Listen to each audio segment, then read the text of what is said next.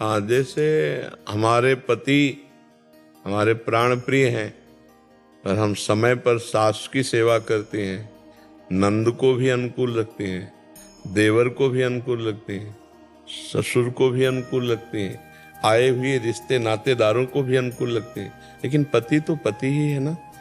और ये सब पति की प्रसन्नता के लिए करते हैं, क्योंकि वो पति की माँ है इसलिए उसकी सेवा, वो पति का पिता है इसलिए उसकी सेवा, वो पति के घर में आया हुआ अतिथि इसलिए उसकी सेवा। तो आप हमारी समझ रहे ना, हम जिन प्रभु से प्रेम करते हैं, जिनका नाम जप करते हैं, वो तो हमारे प्राण प्रिय हैं।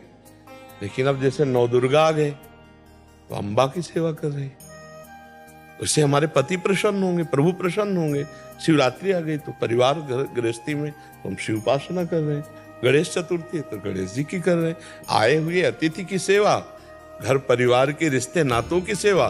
तो हम भगवान के इन स्वरूपों को ऐसे देखते हैं, भाई हम कोई हमारी जो माँ है वही हमारे पिता है, जैसे भगवान शंकर पिता, अम्बा जी माता, तो गणेश जी। तो हम जो जो उत्सव आते हैं, जो जो त्योहार आते हैं, वो सब करते हैं, पर करते हैं अपने पति की प्रसन्नता के लिए।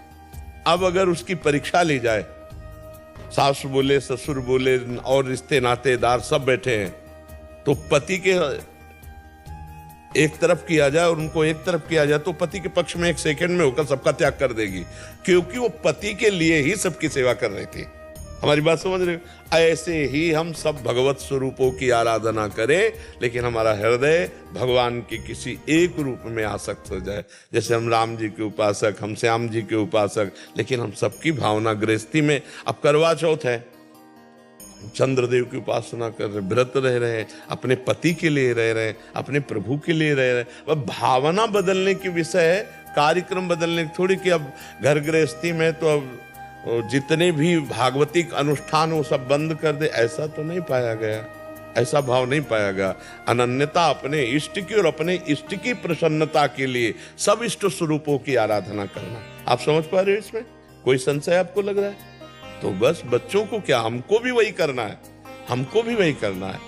हृदय से हमको भी आराधना करते हुए अपने इष्ट के चरणों में प्रेम मांग। जैसे आप विनय पत्रिका पढ़ के देखो तो गोस्वामी जी दुर्गा जी, गणेश जी, सरस्वती जी, गंगा जी, यमुना जी सबकी स्तुति करते हैं और बाद में मांगते हैं कि आप प्रसन्न हो, सिया राम जी के चरणों में प्रेम हो। बात समझ रहे? तो ऐसे हम हर साधना करके, आराधना करके जो हमारे इष्ट देव उनका प्रेम मांगे, तो हमारी भक्ति भी बढ़ेगी और एक सामाजिक व्यवस्था भी बनी रहेगी। हमारे यहाँ सामाजिक व्यवस्था है, हमारे यहाँ तो जड़ का भी पूजन किया गया है। आज बरगद आई, बरगद के पेड़ का पूजन है, आज पीपल के पेड़, आज आंवला के अक्षय तृतीया है तो आंवला के पेड़ का पूजन। हमारे यहाँ तो जड़ वृक्षों की भी पूजा की गई है, जड़ वस्तुओं, अरे यहाँ तक कि नई कार और साइकिल और मोटर है उसका भी पूजन किया गया है। नहीं किया जाता, भगवान मान के किया जाता। नहीं बोले स्वस्तिक का चिन्ह बनाए और फूल वर्षा किए और पैर छुए, और गाड़ी में रोज अगर चलाने देखो तो ड्राइवर सबसे पहले हैंडल के पैर छूता है। कैसी भावना है? वहां भी भगवान, वो जान नहीं रहा कि मैं जो कर रहा हूं उसका क्या स्वरूप है, लेकिन वो वहां भी भगवान की भावना है कि पहले पहले गाड़ी में बैठेगा ना तो पहले हैंडल के पैर छू करके फिर ड्राइविंग। हमारे यहाँ तो जड़ वस्तुओं की भी भगवान के भाव से पूजा की गई है। चैतन्य भगवत स्वरूपों को तो भगवत स्वरूप है ही। बहुत सावधानी की बात है, उपासना खंडन नहीं करती, उपासना मंडन करती है।